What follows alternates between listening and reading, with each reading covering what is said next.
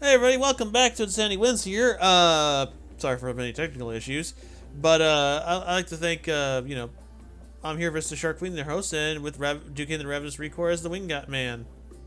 Personally, I blame any technical issues on the gremlins because, dear lord, they will not leave me alone. They're in the walls. They're in the goddamn walls! It's like I've been inside your mind, Block. I know everything. There's just one thing. There's just Dwight and Claudette bring out dinner. Everyone eats in silence. No one trusts anyone now, and they are all very tired. Oh wait, no, sorry, that's a dreary supernatural horror thriller set in Antarctica, not a charming parody dating sim set in an undisclosed tropical paradise. Wait, did they just describe John Carpenter's Thing? Yes. Bony appetite. Why does she look concerned? Bon appetit. Don't you mean bon? No, almost everything we serve has like a lots of bone in it. Even the vegetables. Wait, what? Sounds cool to me. Impossible to avoid on this island. Everyone eats without speaking. Tensions are rising, both of the sexual and deadly variety. When everyone finishes, Dwight and Claudette come back to clean up the table. They linger around you as they pick up your plate, take your napkin, and dust crumbs off the table. What would you like to say? What would you like to say to the servants? Get out. Thank you. Thank you for your top-notch service. It's much appreciated. In fact, here. For us? Just for doing our jobs? Thank you kindly. Leave before I decide to wedgie Dwight again. No! I don't have any more underwear. Everyone, if you would please be so kind as to follow us to the fire pit, we'd greatly appreciate it.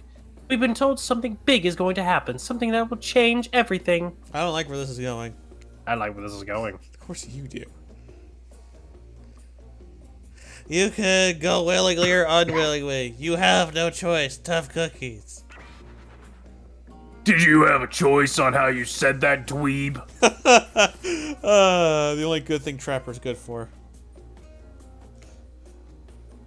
Yes, I immediately regret how I did it. Scaring the shit out of Dwight. Good. Something needs to change around here. Fire is rebirth. I vote Trapper.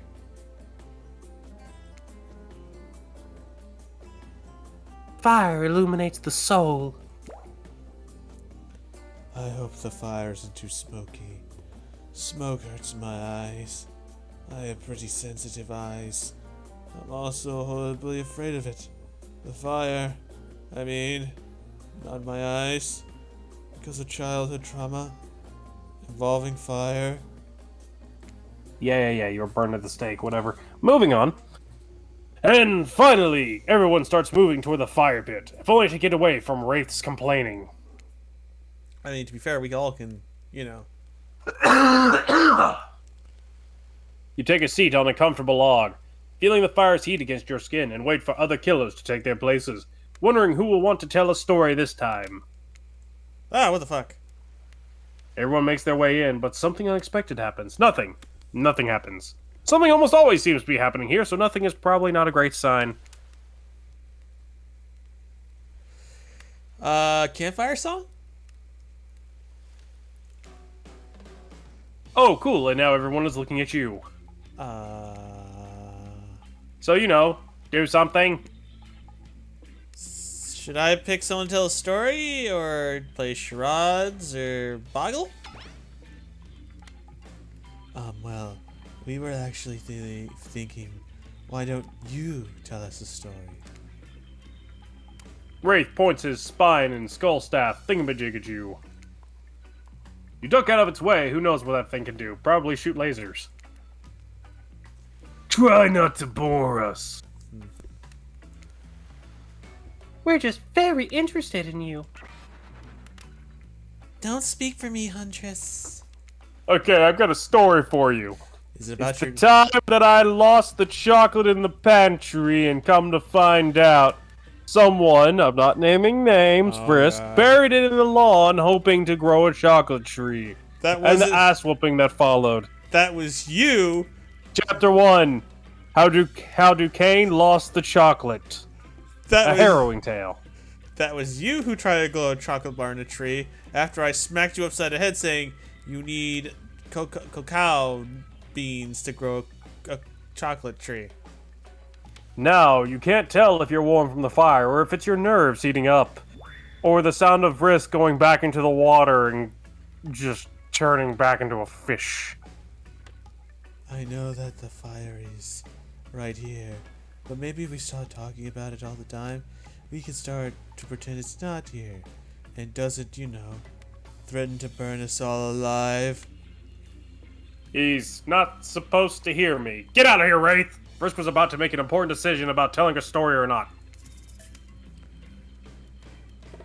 Fine, I'll tell a story. Do it. Tell the story. Oh, right, I forgot. No Anyway. saving for you! Sure. I'm game to tell a story. I hope it's a mystery. Yeah, it's gonna be the mystery of how the fuck did you get here and when are you leaving? A harrowing tale of the time Trickster got a Mega Wedgie. What's a mega wedgie? I'd like to tell you how, but first let me demonstrate. Trickster, give me your underwear. No, keep them on. Climbs up a tree, hangs his underwear from the branch. Okay, so what type of story do you want to tell? I like adventure.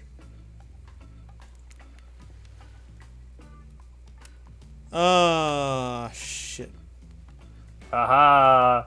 You're gonna have to tell the story about the, Jumanji movies?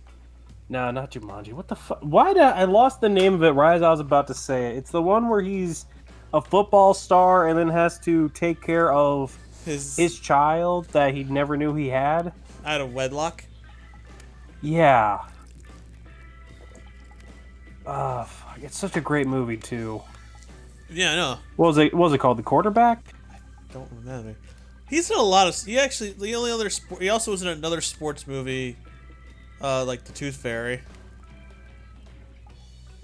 Yeah, the only Dwayne Tooth Fairy Johnson. No, he played a hockey player of a different name. That seems to be. No.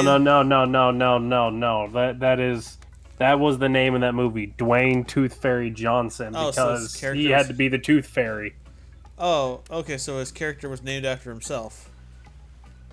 Yes. Or at least that's what people memed on him for. But yeah, go ahead, hit it. Okay. No, we're talking. Ah, shit! No. Go away. The button. Go away. It's not my favorite, but I respect your choice and will nod politely. You don't have to say that, Wraith. Just nod politely. Okay, here goes. I really like to go fishing.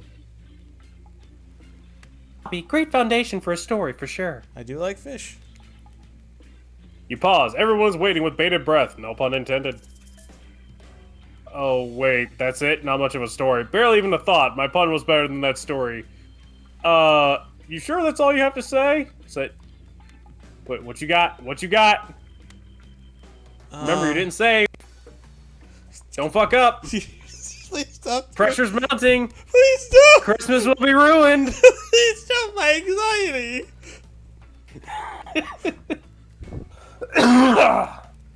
No, I was just kidding. So what type of story do you want to tell? Personal? I'll get You a don't little... even know who you are. That means I can fill in the blanks. Okay. Alright, I'll get a little personal, that's okay. Those types of stories are the best. And often the most sad.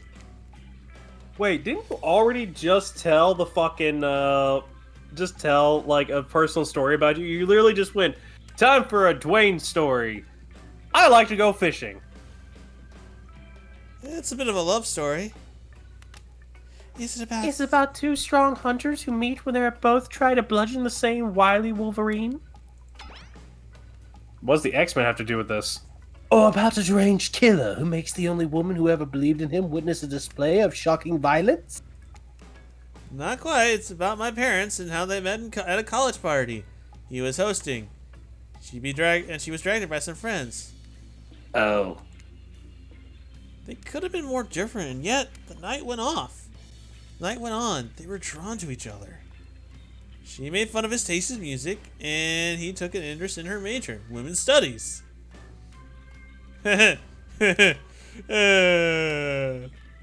Sexual joke.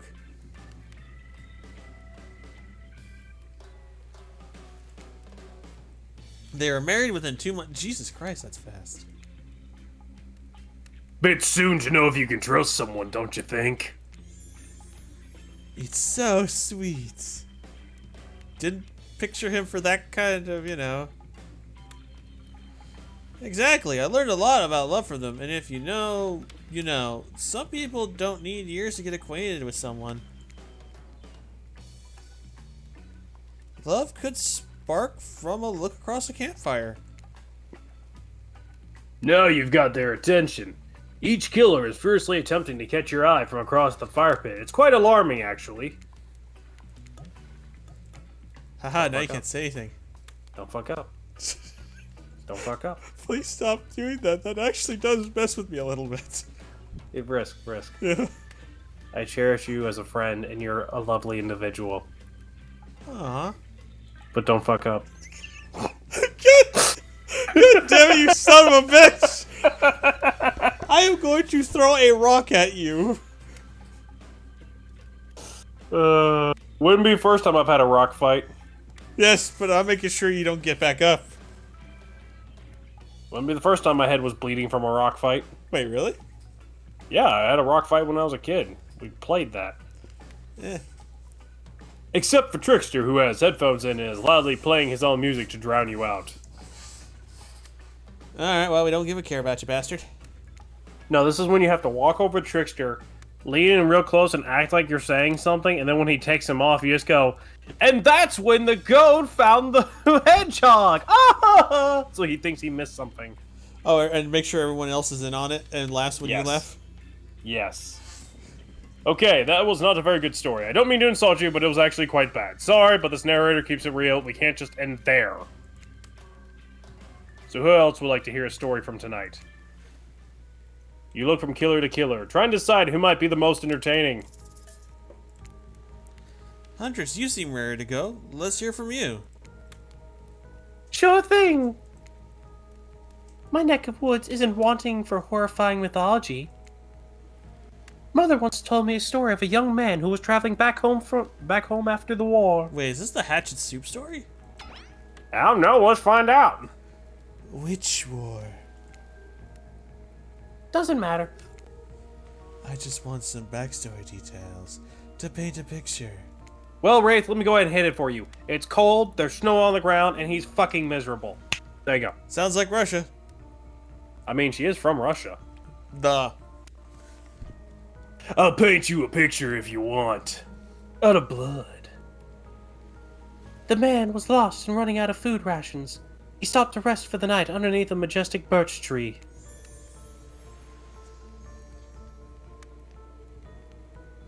That's when he saw the woman, naked, skin glistening in the twilight glow. And he asked her, Damn you, thing! No, I'm kidding. What he actually asked her was, do you know what clothes are?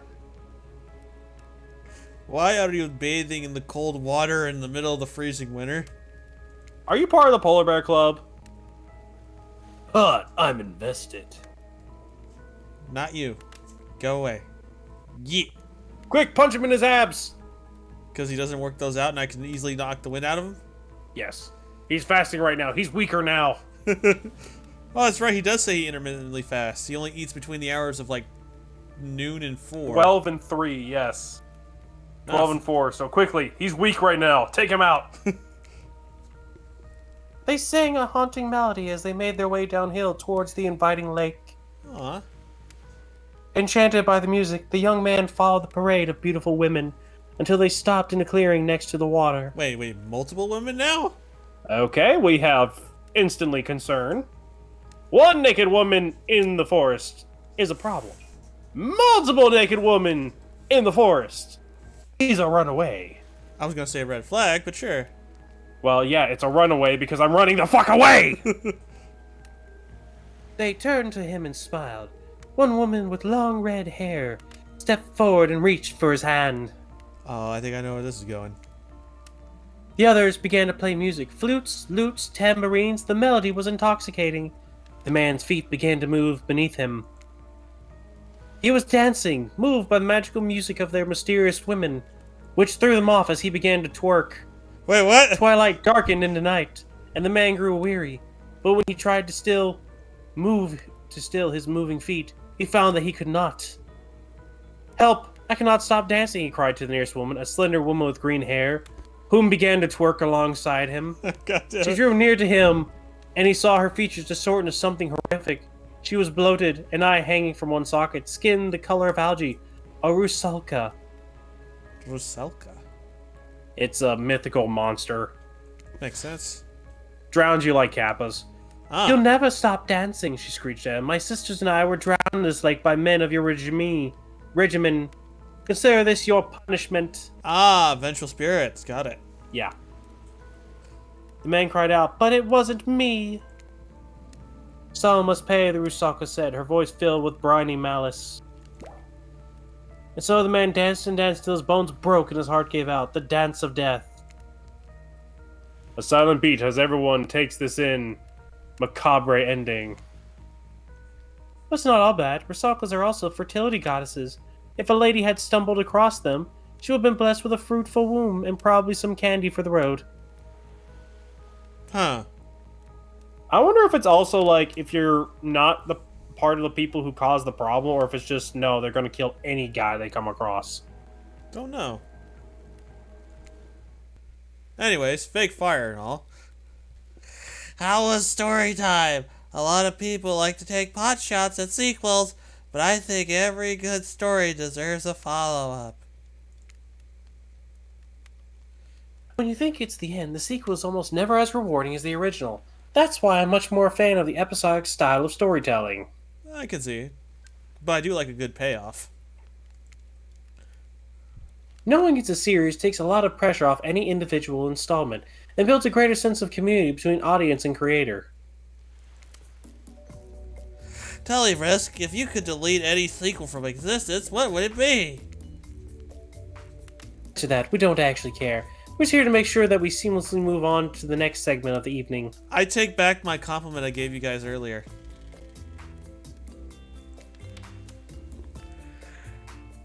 God forbid my small talk get in the way of a romantic Twilight moment.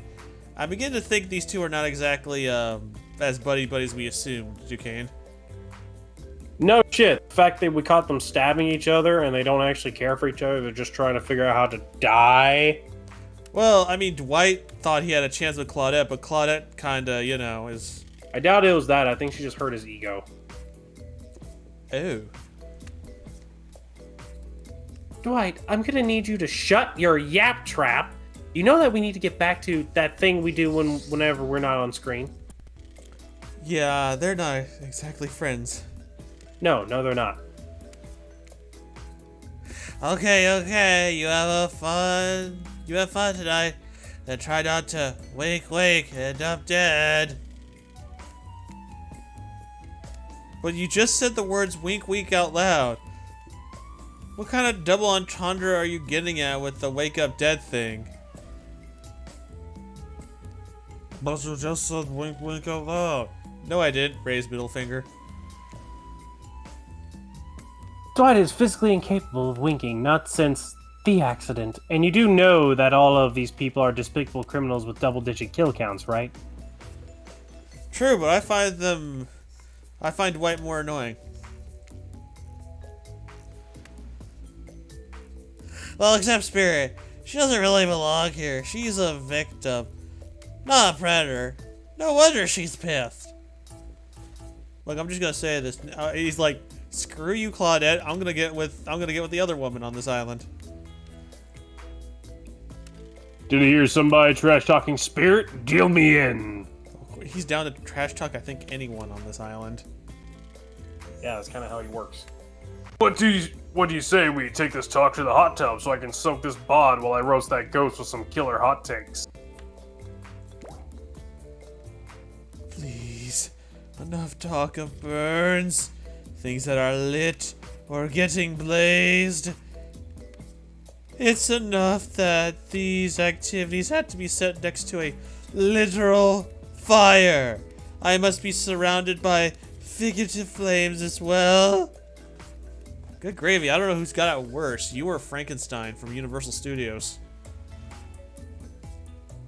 To be fair, I actually like Frankenstein from Universal Studios.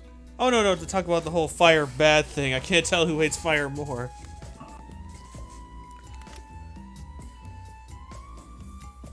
What if we turned around and ran far away from this place as we could? Just you and me. God damn, he is still gunning after me, isn't he? Yes, he is. They all are after you, Vrisk. Well, Spirit doesn't seem to be all that interested. Because she doesn't fucking care. Oh. On those spindly legs, you're probably tired before you get too far. If it's running away to someplace more secluded Vrisk is after, they should obviously join me. Have you seen these legs? Pure power. Yes, pure power. We'll appreciate that pure power later on in the next episode. So don't forget to like, share, comment, subscribe. Take care, everybody.